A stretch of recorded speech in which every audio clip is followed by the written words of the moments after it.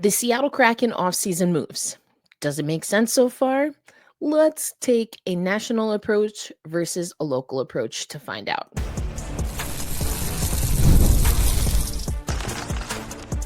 You are Locked On Kraken, your daily podcast on the Seattle Kraken, part of the Locked On Podcast Network, your team every day. Hello, Seattle hockey fans. Welcome to another episode of Locked On Kraken, part of the Locked On Podcast Network. We're bringing you your favorite team, of course, the Seattle Kraken, every single day. Ayala here, your host of Locked On Kraken, and also a contributor to CBS Sports and an accredited media member for the upcoming Olympics. Want to let you know, today's episode of Locked On Kraken is brought to you by FanDuel.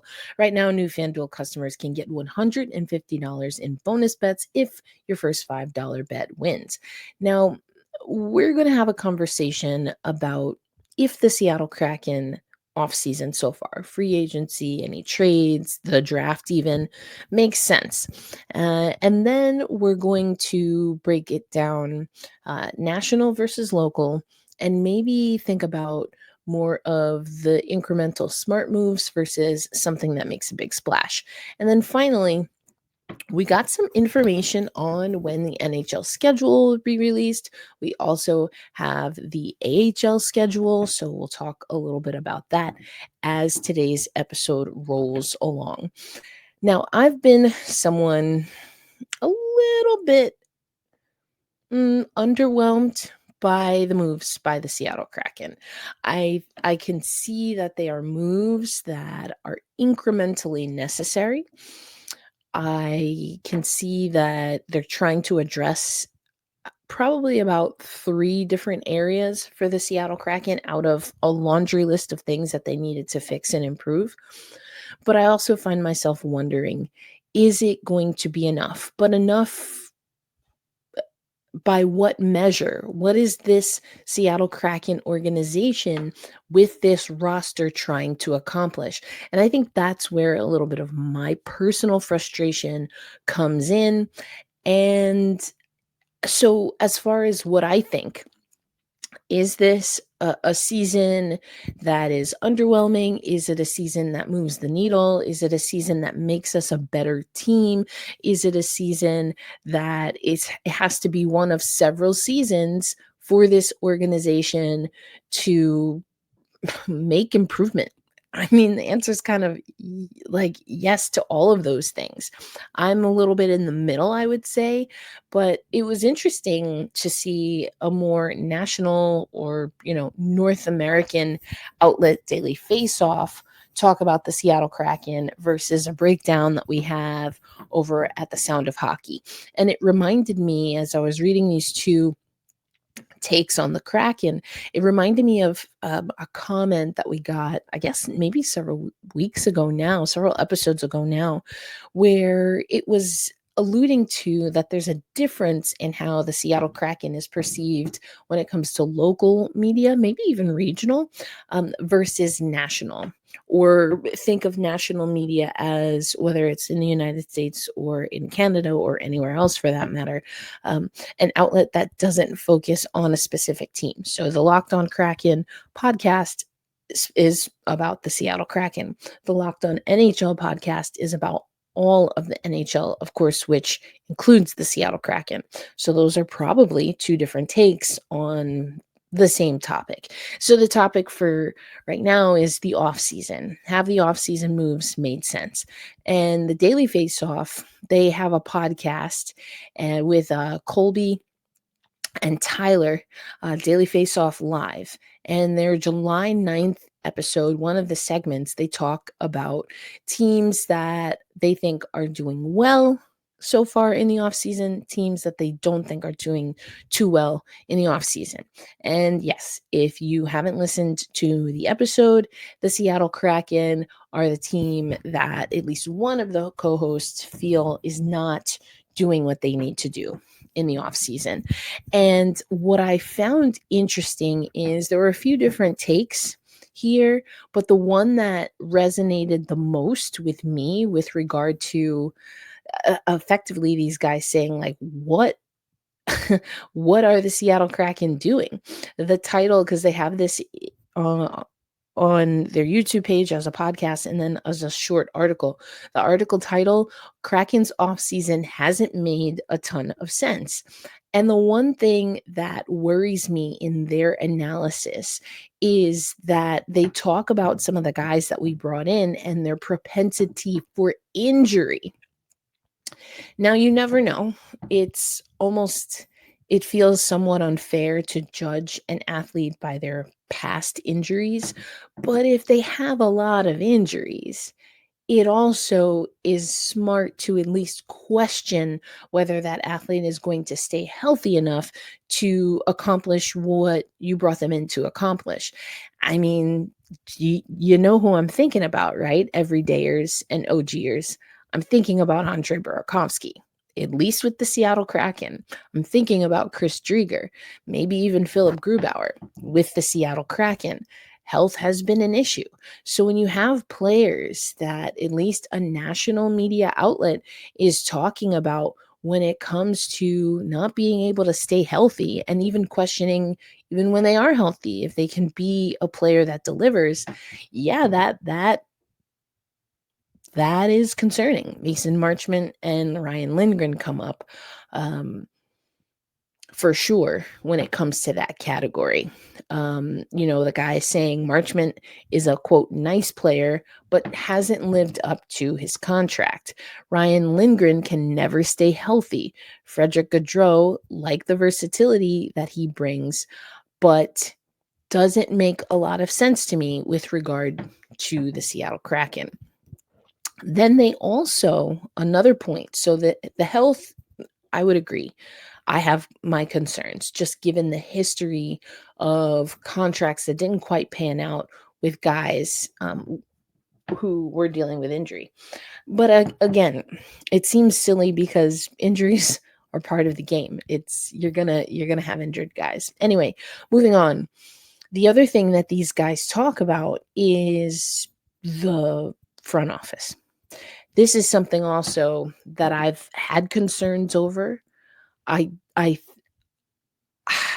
and now they've kind of surfaced them for me again.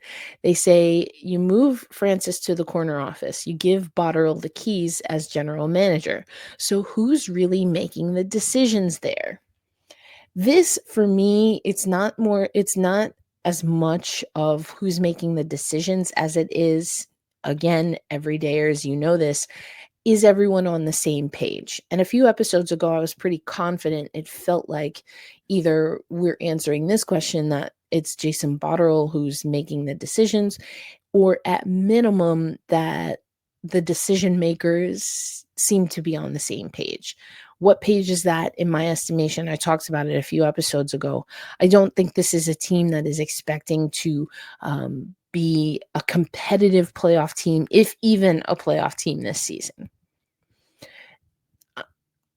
I don't know. I just don't see it. I've been wrong before. I've said we're not going to be competitive, and then we make the playoffs. I've said, oh, this is a team that looks like they can really, find their way to the playoffs, and then we didn't make the playoffs. So I've been wrong before. I mean, I'll just put it out there. Again, everydayers, you know that as well as anyone. And, we can always be wrong. And I try to be very transparent, at least with like the gut feeling that I have, my instinct, my intuition. I definitely lean into that. I lean into my instincts and intuition. And this just seems like a team that I think best case scenario, and these guys agree, best case scenario is that they kind of eke their way into the playoffs. Worst case scenario, well, we've played that out the last few seasons, haven't we? Worst case scenario is that they don't move the needle enough. This is what I said a few episodes ago. It is very possible that this is a better team comparative to last season, even the last two seasons, or any other season in Seattle Kraken history, the long Seattle Kraken history prior to and we'll get into this in the next segment a little bit. The issue or the challenge for any team, but we're talking about the Seattle Kraken, is can the Seattle Kraken be better enough compared to the field maybe everyone has a stinker of a season. We have to see what the schedule is going to look like. Again, I'll talk about that a little bit. We have to see what back-to-backs look like for the Seattle Kraken. It's going to be an Olympic year. I will be in Milano Cortina. So, how is that going to play a role in the fields, as in the rest of the NHL? And can the Seattle Kraken play well enough to at least beat enough of the field to get into the playoffs? So, it's not just that the Seattle Kraken have to be better, but they have to perform better than enough teams in the NHL to make it. I mean, I know we know this, but sometimes when we talk about comps or, off-season stuff, you can talk about things in a silo, in a vacuum, in the Kraken vacuum, if you will, in the depths of the ocean. But we also have to consider that other teams are making moves. Are their moves going to work? And then it's tougher to break through, or are they going to fall flat? And then there is room for a team perhaps like the Seattle Kraken. We don't know yet. That's why we play the games. But coming up, so that was the Daily Face-Off and their take. But I also want to take you to the Sound of Hockey that zones in on one of the, like I said, 3 or 4 aspects and elements that we know the Seattle Kraken have to improve. And they use some data analysis to make a case that, yes, this is a better Seattle Kraken team. But again, the underlying question is still better enough? Question mark. Let's talk about that coming up on today's episode of Locked On Kraken. All right, so you just realized you had to hire like yesterday. How can you find amazing candidates fast? Easy. Just use Indeed. When it comes to hiring, Indeed is all you need. Stop struggling to get your job post seen on other sites. Indeed sponsored jobs put your posts at the top of the page and help you reach the right candidates faster. Now, listen, hiring can be difficult. And if you make the wrong hire at the wrong time, it can really set you back. And you have to train somebody else, make sure that the chemistry and that their efficiency, their proficiency is what you need. And sometimes it takes a little while to figure those things out. Sometimes people, just don't work out. And that's okay too, except for that you still need the role filled. And so if you can expedite that process, filter things through Indeed to make the chances more likely that you'll find the right fit, you're going to want to do that. Now you can speed up your hiring process with a $75 sponsored job credit. Just go to Indeed.com/locked on right now and support our show by saying you heard about Indeed on this podcast. Locked On Kraken. Terms and conditions apply. Hiring Indeed is all you need. Thanks as always for making Locked On Kraken your first listen of the day, your midday listen, your late night listen. Either way, we're excited. Erica L. Ayala, once again, your host of Locked On Kraken. Thanks as always for making Locked On Kraken a part of your daily destination. Listen, talks about the national take that maybe this isn't a better Seattle Kraken team. I mean, quite honestly, their segment was about, do we even understand what they're doing here? And I get some of it. I do. But that's not the only way to look at the Seattle Kraken team. I've mentioned a few times already on the episode that there's like 3 or 4 main things I think we know that the Seattle Kraken have to be better at. And one of them is the penalty kill. Another one where I think we're seeing perhaps an early showing of the cards of the Jason Botterill kind of era is net front presence, getting a little bit heavier, more physical play. In theory, right? On paper, we've improved there. Back-to-backs, I mentioned it. We're going to talk about the schedule later this week, and I'll talk about that coming up on the episode. But got to have a better back-to-back schedule, and back-to-backs are going to be something that we're going to see always. How they'll affect the Seattle Kraken when we see the schedule, I think is going to be very interesting because they were terrible, horrendous last season. And, so again, we could talk about things, goaltending, etc., the goaltending situation more specifically. All right. But the Sound of Hockey, John Barr wrote an article. I almost said wrote an episode. Wrote an article saying that the penalty kill might be a window into one of the very specific ways that the Seattle Kraken team got better. Talks about how the penalty kill's never been very good for Seattle. I mean, we all know that. Last season, 77.2%, 21st overall in the NHL with the penalty kill. Um, he talks about they didn't take a lot of penalties. So, that's the good part, but when they were on the PK, it wasn't promising. Efficiency wasn't good enough, is what John says. And then he talks about that the trade deadline, losing Yanni Gord, Brandon Tanev, and that's a lot of firepower on the PK now out the door. So what John is talking about here in one specific way that the Seattle Kraken perhaps could get better on the PK is the Frederick Gaudreau trade. And so he talks about Gaudreau being able to take penalty kill faceoffs on the right side, and that they have more so relied on left shot centers on the PK, but this can open up things. He talks about that matters when a clean faceoff can lead to an instant clear. And so instead of having someone on their offside trying to take a faceoff on the PK, from the right dot, you have someone that can improve that. Now, it's an interesting and again, a very specific analysis. One, I love talking about anything that could potentially be better for us on the penalty kill because again, like this article says, hasn't been great. Face-offs, we know, and we talked about, I guess, 2 years ago, or going on almost 3 seasons ago now, we talked about getting better on the face-off was a concern, or being better on the faceoff was a concern, and it was a focus of the Seattle Kraken. We didn't talk about it as much last season, but that's where the signing of Pierre-Edouard Bellemare before he got injured and missed the season, that was critical because it helped Matty Beniers in that, you know, in that category when it came to face-offs.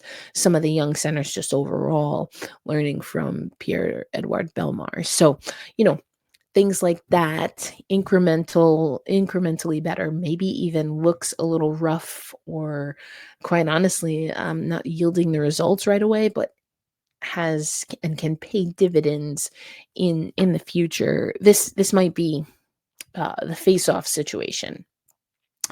He also talks about Ryan Lindgren. And we've talked about this before. Ryan has talked to media in Seattle about this, that, blocking shots, his goaltender background and his family. But, this is a guy who can absorb heavy minutes on the penalty kill. And John talks about Adam Larson and Jamie Alexiak being the guys that really had to do a brunt of the work. Both were on the ice for 70% of the team's shorthanded minutes. So this is where Ryan can step in and take some of those hard minutes on the PK. That could be good. Now, the net goal differential for the Seattle Kraken was -11 last season. So on the season, 11 more goals for the opponent is what we're seeing there. And this is where incremental, what I was talking about earlier in the episode and what we talked about before, incremental improvement within the organization versus the field. And San Jose Sharks had a -90, so that's one end of the spectrum, plus 82 Winnipeg Jets. So yeah, we're closer to the mean, closer to the middle, and there's still a lot of work to do. So, John breaks down net goal differential like I just talked about.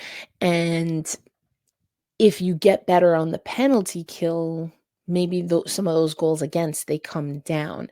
And so John uses a hypothetical. If they improved from 77.2% to just around 80% on the PK, that would equate to about 5.4 fewer goals against, I should say, in the upcoming season. Now, we don't know, that could be exactly the same position as it was last year comparative to the field. Maybe it's a few spots better. We don't know that part. But even 5.4 fewer goals against, that still is going to leave the Seattle Kraken in the red, in the negative, the minus, if you will, when it comes to overall goals against. So yes, it's an improvement, but again, is it enough of an improvement? And that's where I think you can have a more positive spin on the changes, and you can at least see the vision and appreciate and so I think that's where you can see the vision, you can appreciate the vision, but also understand that even if that's true, um, even if it's better than the projections that John puts, we still don't know right now if that immediately means that this is a Seattle Kraken team that, in getting incrementally better, will have earned a playoff spot. So those are just the things we don't know now. And so is it that they have done enough? Is it that this is a more practical retool, hybrid rebuild, whatever we want to call it, and that it is going to take a little longer than as soon as possible? Did they just miss the brief 100% altogether? I think another thing is, we've talked about this, was the free agent market or the trade market, did it favor the Seattle Kraken in what they were willing to spend, in what they needed versus what was available? So all of these things in consideration, but again, I think it's somewhere in the middle. I can appreciate where we've gotten better in theory on paper, right? And it's more than just the penalty kill that needs improvement. It's more than just a net front presence and blocking shots. There are practical things. How is this team going to move? How are they going to buy into defense in all three zones, which we're hearing Lane really wants them to focus on? It's one thing for Lane to say it, but now he's got to get the roster to buy in so that they'll do it consistently. And that's probably the biggest question mark for the Seattle Kraken as a franchise. Can they be consistent? Well, I guess we'll find out. Coming up next, let's talk about what to expect when it comes to the NHL schedule reveal. Plus, what's it looking like for Coachella Valley? They missed out on the finals this past season, but can they bounce back? And what's the schedule looking like? We'll talk about that coming up on Locked On Kraken. Mentioned it at the top of the show. Today's episode of Locked On Kraken brought to you by our friends over at FanDuel. And we know that summer sports are in full swing, baby. I am deep into WNBA right now. We've got All-Star coming up. And, we know Cal Raleigh is killing it for the Seattle Mariners, and also will be with Team USA, he just announced. So whether it's baseball under the lights, golf on the green, or high-stakes soccer action, FanDuel is the best way to make every game more exciting. You're already following the action, so why not just make it a little more thrilling? With FanDuel, you can get in on the game while your friends are getting sunburn on the beach or at the beach. I mean, I say don't get sunburned, but why not be at the beach and looking at FanDuel? Because you can check out things like the daily promotions, you can get your fast payouts, regular season game, must-watch event reminders, all of that in the app, which you can take on your mobile device. So I say get some sun, not burnt, and get your FanDuel on. New to FanDuel, new customers can bet just $5 and get $150 in bonus bets if your first bet wins. Open the FanDuel app on the beach today or visit FanDuel.com, also on the beach, to get started.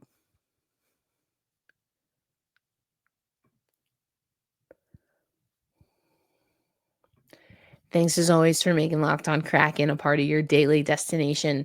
National view versus local view, kind of whole picture questions versus specific, specific things. All valid, all very, very valid. And it's curious to see how the Seattle Kraken team is going to look, not just on paper, but I want to see them jump off the page onto the ice and see how they're going to get their work done. I have so many questions, and I think it's good to have questions. And those questions are going to remain until we see how the team responds and how they answer. So I'm excited. I maintain that I'm excited for now. Will it remain? That is the question.